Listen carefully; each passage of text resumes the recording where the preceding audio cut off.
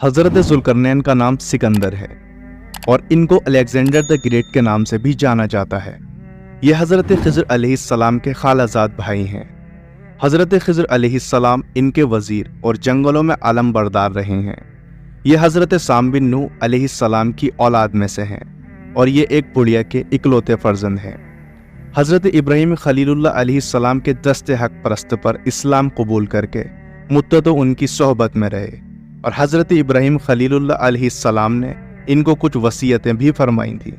सही कौल यही है कि यह नबी नहीं है बल्कि एक बंदा सालेह हैं जो विलायत के शरफ से सरफराज हैं।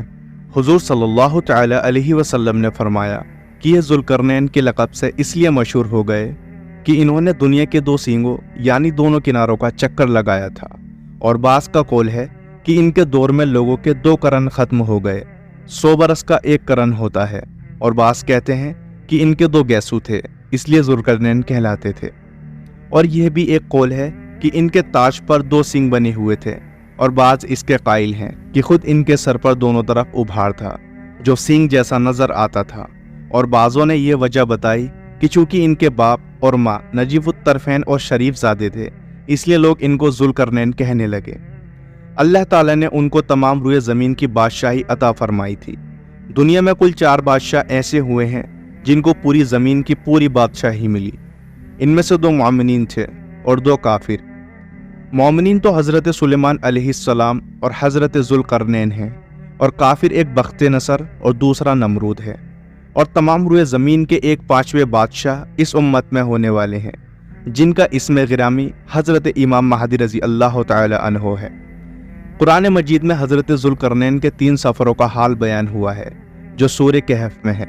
हम कुरान मजीद ही से इन तीनों सफ़रों का हाल तहरीर करते हैं जिनके रुदात बहुत ही अजीब और इबरत खेज़ है।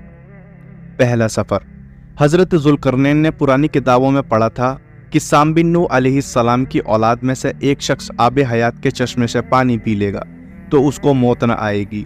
इसलिए हज़रत ज़ुल्करनैन ने मगरिब का सफ़र किया। आपके साथ हज़रत ख़िज़र अलैहिस्सलाम भी थे।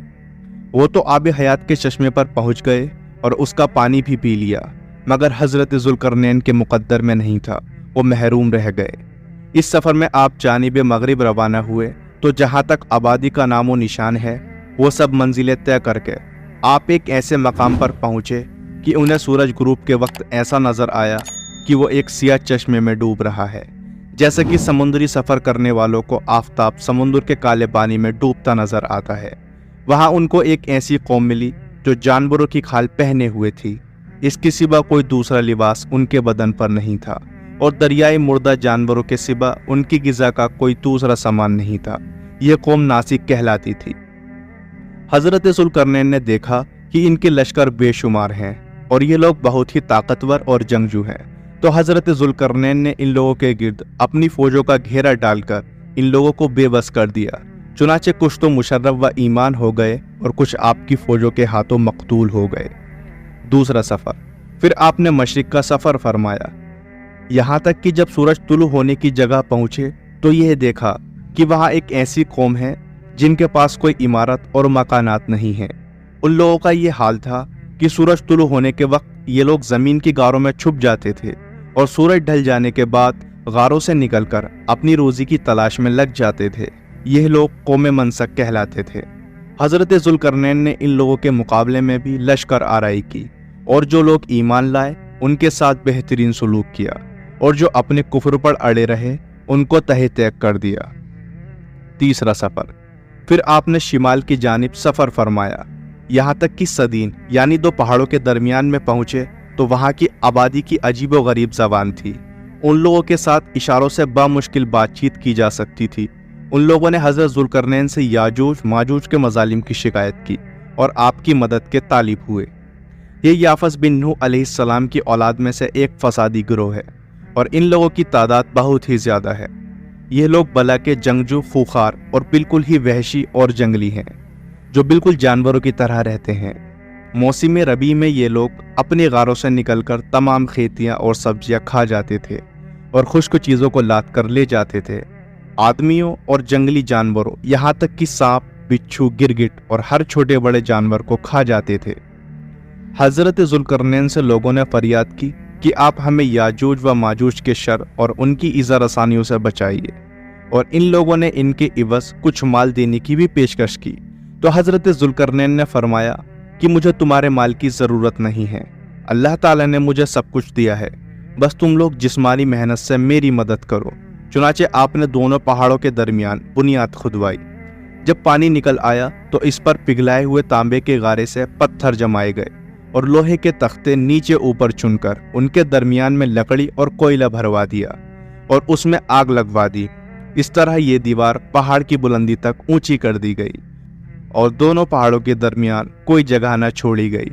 پھر پگھلایا ہوا تانبا دیوار میں پلا دیا گیا، جو سب مل کر بہت ہی مضبوط اور نہایت مستحکم دیوار بن گئی۔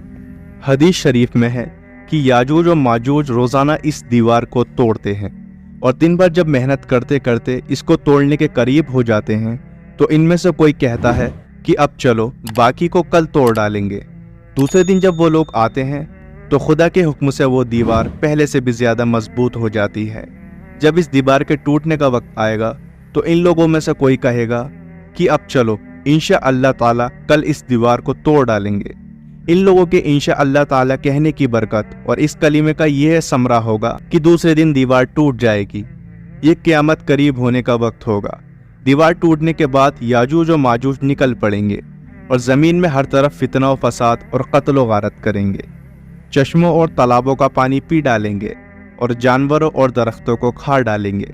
زمین پر ہر جگہوں میں پھیل جائیں گے، مگر مکہ مکرمہ، مدینہ طیبہ و بیت المقدس، ان 3 شہروں میں یہ داخل نہ ہو سکیں گے۔ پھر حضرت عیسیٰ علیہ السلام کی دعا سے ان لوگوں کی گردن میں کیڑے پیدا ہو جائیں گے اور یہ سب کے سب ہلاک ہو جائیں گے۔ قرآن مجید میں ہے ترجمہ کنز الایمان، یہاں تک کہ جب کھولے جائیں گے یاجوج و ماجوج اور وہ ہر بلندی سے ڈھلکتے ہوں گے۔